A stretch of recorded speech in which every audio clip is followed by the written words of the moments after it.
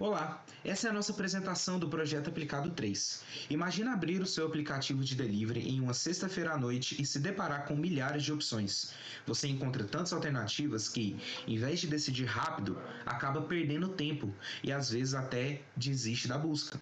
E diante desse cenário de sobrecarga de informações, surge a nossa questão central: como recomendar restaurantes de forma coerente e personalizada, mesmo quando não temos acesso ao histórico do usuário?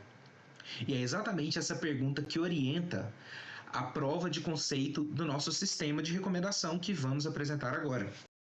O nosso grupo é composto por Andrea, Cristiano, Guilherme e eu, Felipe. Somos alunos do curso de Tecnologia e Ciências de Informação, Ciência de Dados da Universidade Presteriana Mackenzie, e desenvolvemos esse projeto para aplicar na prática os conceitos de recomendação em dados reais. A nossa motivação parte de um problema muito comum hoje em dia. As plataformas digitais oferecem um volume gigantesco de opções, tornando a escolha do usuário demorada e pouco eficiente. E o nosso objetivo principal foi desenvolver um sistema capaz de sugerir restaurantes semelhantes a um estabelecimento de referência que o usuário já goste. Como a nossa base não possui um histórico de cliques ou avaliações dos clientes, optamos por uma abordagem de filtragem baseada em conteúdo. Além do aspecto técnico, vale destacar o nosso objetivo extensionista.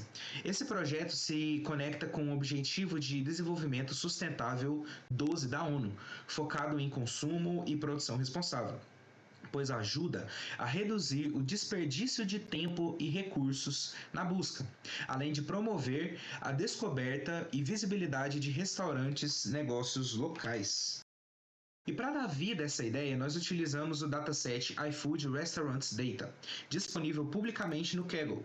É uma base muito rica, focada no maior aplicativo de delivery do Brasil, e o que torna o nosso projeto altamente aderente à realidade do mercado.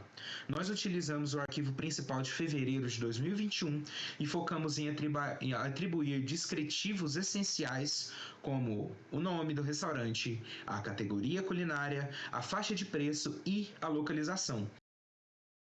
E o grande pulo do gato, entre aspas, da nossa etapa de dados foi consolidar todas essas informações para criar uma representação textual de cada restaurante. E essa base limpa e estruturada que permitiu ao nosso modelo calcular a similaridade entre as opções.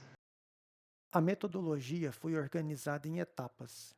Primeiro, realizamos o entendimento do problema e da base de dados. Em seguida, fizemos a análise exploratória e o pré-processamento, incluindo limpeza textual, remoção de duplicidades e seleção dos atributos mais relevantes. Depois disso, construímos uma representação textual dos restaurantes e aplicamos a técnica TF-DF para transformar essas descrições em vetores numéricos. A recomendação foi gerada a partir da similaridade do cosseno entre os restaurantes.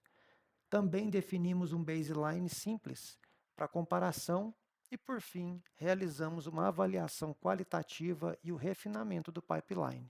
A análise exploratória mostrou padrões importantes da base. Observamos forte concentração em algumas categorias de restaurante, especialmente lanches e brasileira.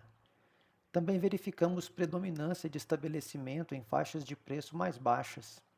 No caso de avaliações, notamos a presença de muitos registros com valor zero e entre as avaliações válidas, maior concentração em notas altas.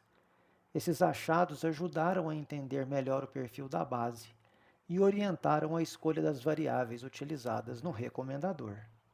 Como primeira prova de conceito, implementamos um modelo baseado em conteúdo utilizando representação textual dos restaurantes, TF e DF e similaridade do cosseno. O modelo inicial já foi capaz de gerar recomendações coerentes em relação aos restaurantes consultados, principalmente em termos de categoria e faixa de preço. Em seguida, comparamos esses resultados com um baseline simples, baseado em regras por categoria e faixa de preço.